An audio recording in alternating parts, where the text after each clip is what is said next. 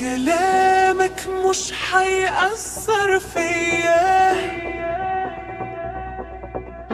ده حبك كان مالي قلبي وعيا،